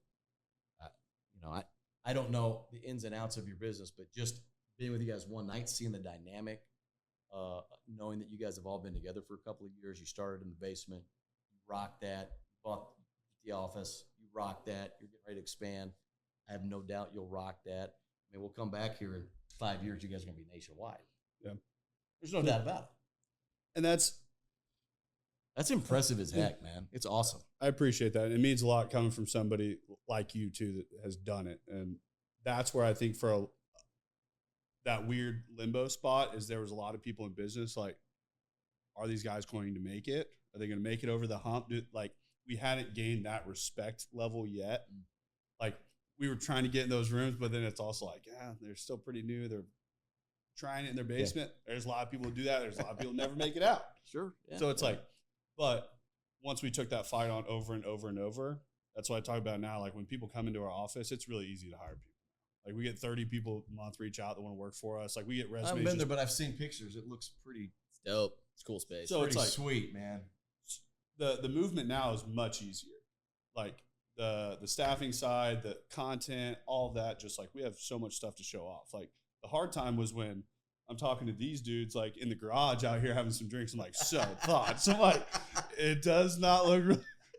Dalton, Dre, and I were working in a bedroom upstairs, and we moved to the basement because the bedroom was getting hot. Like, and the bathroom was in there too. So we had one bathroom that was connected to it. So, and we moved everything to the basement. Didn't know the basement didn't have outlets. So we had to call electrician to get some outlets put down there. Like, but it was. That's some great stories though, man. I think that's where you gain the respect too, is like after you at that point, we had no respect to business owners. I don't expect it either because it's the same thing. You gotta earn it. Same thing. We run into it now that there's like a 1-2 man crew and they're in a house and they're like, we're going to do this, this, and this. And I'm like, I've heard that a lot of times since this short period that we've been in business. I've seen a lot of those guys that the second that easy road opened back up into taking a job somewhere, that's where they went back to. Well, for some of those guys, that's the best call. It is. Right? It's funny because Ed, I think we've talked about it before, 5, 10, 15 rooms. I remember when I first started Vivint, and it's funny.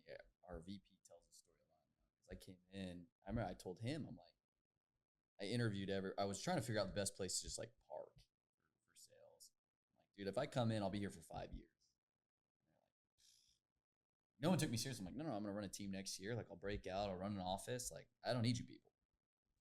And now, like, having, a rep comes into me and I realize, like, how many people don't make it 4 months.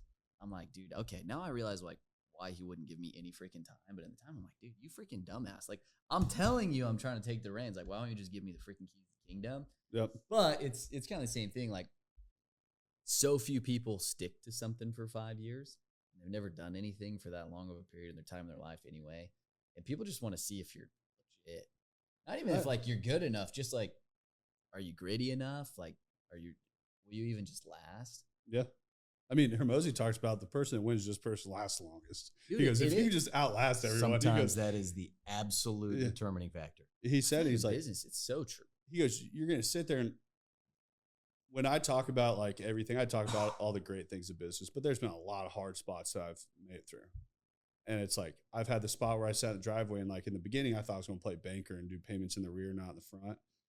I had some capital. And when he said everything different, he meant everything different. Yeah. So I'm like, that was a terrible idea. And I'm sitting in the driveway. I'm like, I can't pay these people. I can't pay these people tomorrow. Like there's like $120,000 owed to me. I'm sitting in the driveway and it broke me. And it's like, that's what business is trying to do every single day. It's trying to break you. But now it's like, I don't even, and at that point, somebody was like, I mean, 10 grand would have made a big difference for me at that point. But then you get to a spot where 100 grand's not even going to move the needle. And like, I have guys I talk to and he's like, if I don't get $5 million, he goes, it doesn't really help the movement of my company at all.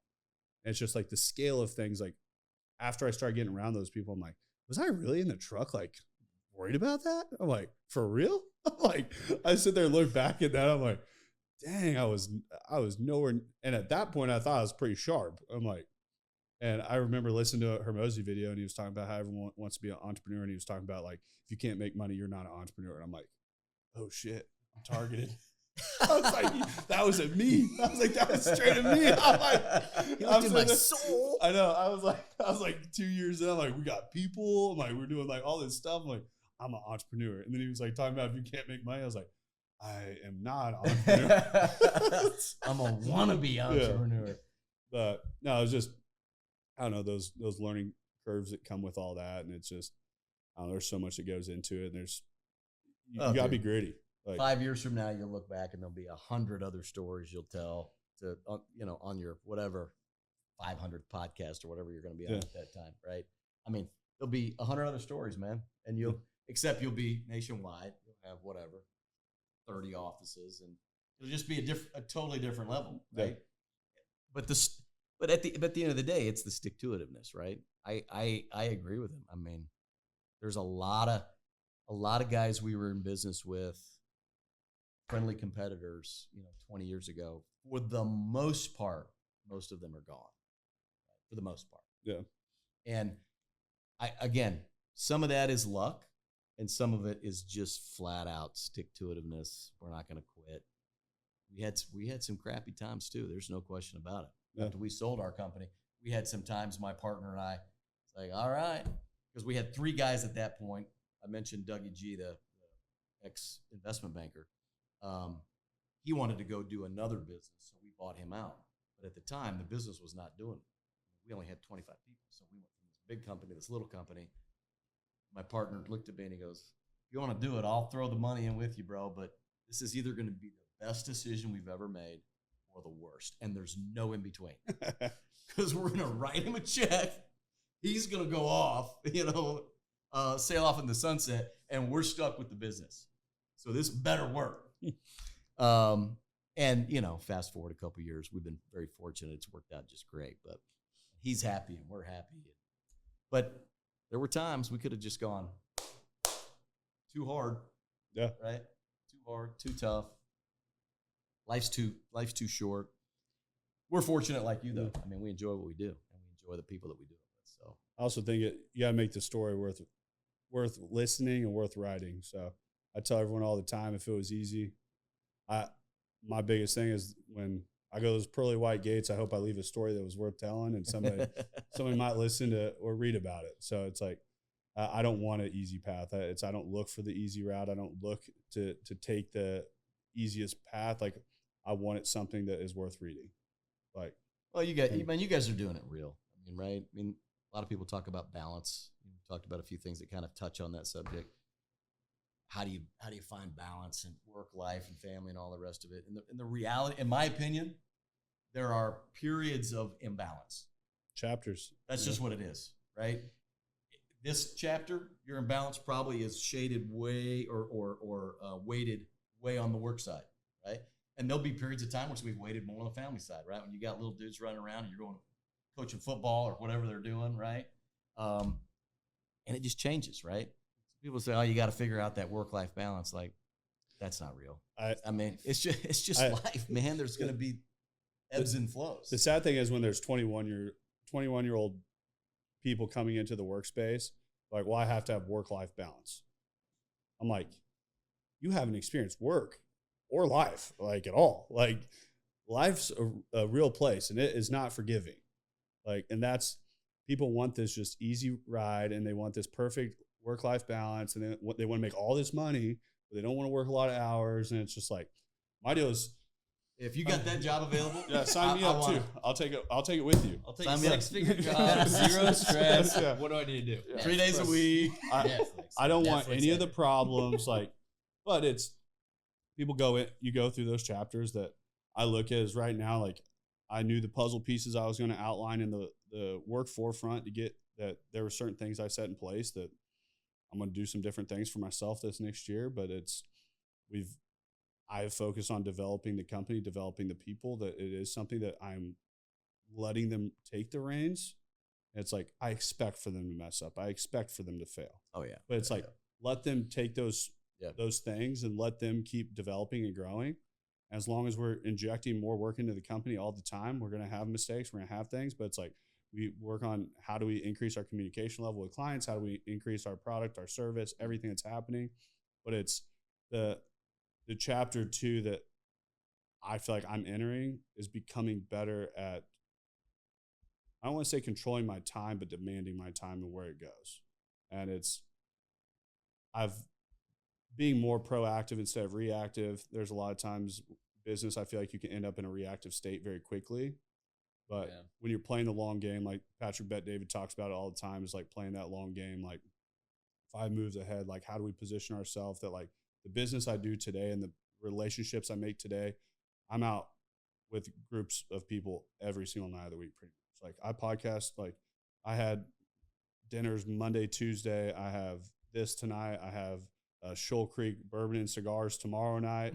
Like, we have a bottle service of PBR on Friday night for a birthday deal. Like, I am, like, my every day of my week is, like, taken up, but it's in the chapter of, I also know that plays a long game. Yep. They're building that network is so important that I never sit with anyone in any network of people I'm around and try to sell them anything. And I try to bring value to them that they're like, and get it. I have a group, majority of my friend group is 55 plus years of age. Like, business owners and people are like, that's who you hang out with? I'm like, those are the people like that I enjoy being around, and like they keep inviting me back. Like I'm invited to everything. Like I get cigars or something with them one time, then they're like, "Oh, you want to golf with us?" And I'm like at golf tournaments all the time. And I'm like, but it's just that network has built so much. Yeah. But I feel cool, like man. I've taught myself enough to bring value into a room. Yeah. I don't need to bring value in everything. I need to be able to bring value in something that can help them move forward. If I just give them value, and then it always circles back around. My success comes secondary. Yep. And it's just like, I don't know. I think that's just positioning yourself, playing far enough ahead, and not expecting everything you do today has to yield the result today. Well, you've learned the skill of relationships, right? I mean, relationships literally can make or break your company. I mean, without a doubt, right? And it may not be the direct relationship, right? It might be the one removed or even two removed, right? Mm-hmm. They may not need your services today, but they've got another client, business associate, brother-in-law, whatever, that does. I'm like, oh dang, man, these guys are rocking it, right? Yeah. And you get a referral, right? And we've been fortunate in that vein too. I mean, when we just mentioned that we just picked back up, it's not because there's nobody else out there that could do this. There's a lot of people out there that can do it, right? But we've just maintained a really good friendship and relationship for years, even though we did no business together for 9 years, right? But when the time came, we were the guys that they called, right? Yeah. And it's a massive piece of business for us. So I think you guys are going to find you're finding the exact same thing. So right? The wild thing about our company too is in 4 years, we've actually had no sales. Like we haven't had a sales department. That's the final puzzle piece I'm putting in now. That if we were mostly relationship. So it's all been relationship. It's all been our social media.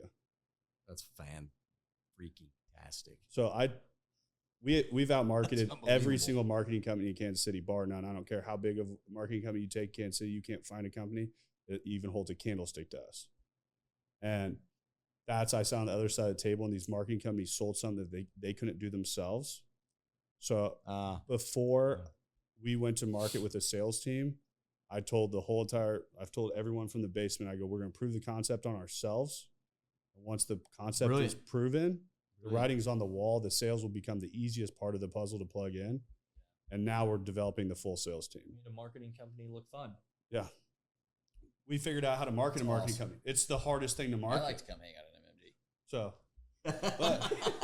but it was just something that like, look at this freaking room, man. I mean, this is just a podcast studio. This isn't even the office. Yeah, this is just the garage. You guys got it going on, man. Got it going on. Well, I could definitely talk to you for hours on end, and I see a lot of where Ty got his expertise. But genetic habits. I knew this was. I don't think we've sat down and really had many in-depth conversations, just a lot in passing, things like that. Yeah, for sure. Yeah. And I knew that just from the level of the way Ty operates, that there was a lot more from you that I'm very, very much impressed. I mean, blown away. Like you've absolutely killed it. And I've sufficiently fooled you. That's excellent. I still got it. Sold us perfectly. I still got it. Still got it. But nah, even from my side, I think just it's funny. He talks like, oh, he's ahead, dude. I look at where I'm so behind. I tell him all the time, like, and, we've talked about this. I'm like, dude, I'm trying to go faster. I'm trying to keep up. Like the scoreboard's there. The pace has been set. And even just, I say it to him all the time, but just so he hears it, it's on record. But I'm just so grateful because it's like, I'm not going to be the one that doesn't like raise the bar, because it's almost like an act of gratitude to take it to the next level. Yeah. Because it is. It's a huge blessing. Now, I know everyone didn't get to grow up in this environment. Like you guys, same thing, right? Like how many more people can you raise it for? Yeah. So, no, bless a lot of lives, man. Very much so. So. Oh, it's awesome. Hey, I appreciate it. It was fun. Great conversation. And maybe you guys could partner on the jet and I could be a passenger, right? Yeah. MMG. I'm in. Let us know when you buy T-stroke it. jet. Yeah. Right? We're there. I just want a free seat. I'm buying a plane in the springtime. get my pilot's license. So all growing up, our dad had his pilot's license. And Oh, we that's had a fun, Cessna man. 182 that sat at Mosby, so we were always up in That's the air. fun. And there's something just about not the individual personal plane is not something that creates a bunch of business movement, but it just gives you more of a hobby and gives you a little freedom to move around. And I don't know, I think I think it's fun. So that's fun. on my agenda to buy in the spring. So get my pilot's license and then add that to the list of things I got to do. List of hobbies. Yeah. But I think next time we're going to have a extra guest on. I think somebody's been blowing you up because he wanted to come on the Oh, podcast. my goodness gracious. Sorry about that. Yeah, he's. Next time, bring him. Next time, we'll put him on. Oh, I have a it'll mic. be a show. It'll be a show. You never know what's coming out of that dude's mouth. I love it. He is, like I said, he's the best thing, man. I mean, no matter what happens in my world, I go home, I'm loved. Yeah, He's a good dude. He's a good dude. that's beyond cool. It is, and you know, it's just like a lot of people. You know, you get drug into different worlds, right, based on your circle. Mm-hmm. I mean, we definitely never planned on having a Down syndrome kid, right? When it happens, it's life's over, right? And then you wake up and you find yourself in this world it's changed all of us, right? I mean, I see it's changed the kids, it's changed our family, it's changed how we treat people. I see our kids, even when they were young, we'd be out skiing. Jack was a great snow skier. We'd be skiing as a family, and these guys would go see another Downs kid, and they'd go up and talk to him. When I was a kid, all the Downs kids were in a different school, right? There's a lot's changed, and that's become a passion. We started the fulfillment house, you know, about 6 years ago with 4 kids, and now it employs 29 kids, and they're getting ready to expand again. They got 2 buildings. They're getting ready to go to a 3rd building. I mean, it's so I've told our whole team, even if we don't make a dime, we're going to stay in business marketing all these things so that these guys can fulfill it. Yeah. Because I got to keep these kids employed, man. And they're beyond us now. We're one of many clients that they have. I remember driving trucks over there on Tuesdays every week, and they were all excited to see the lifted trucks. I went over there all the time when I was at the dealership. Oh, you know what? They told us that. Yep. Yeah, they told us that. It was, I had that Tuesdays when I was in college, so it was the perfect kind of fulfillment when I came to Kearney. It's so much fun. It's so much fun. Happiest place that I know of. You can't go in there and not leave with a smile on your face. That's for you sure. You can't do it. It's impossible. Yeah, that's good stuff. So, well, thanks, man. Thank you very much for being on, Ty. As always, phenomenal co-host. But Dre, thank you. Got invited back. That's the M3 podcast. Peace. Thanks, guys. Thanks for listening to the M3 Podcast. Be sure to subscribe so you don't miss the next episode. Want to learn more? Check us out on Instagram at Moss Marketing Group, on Facebook at Moss Marketing 58, or on our website at mossmarketinggroup.com.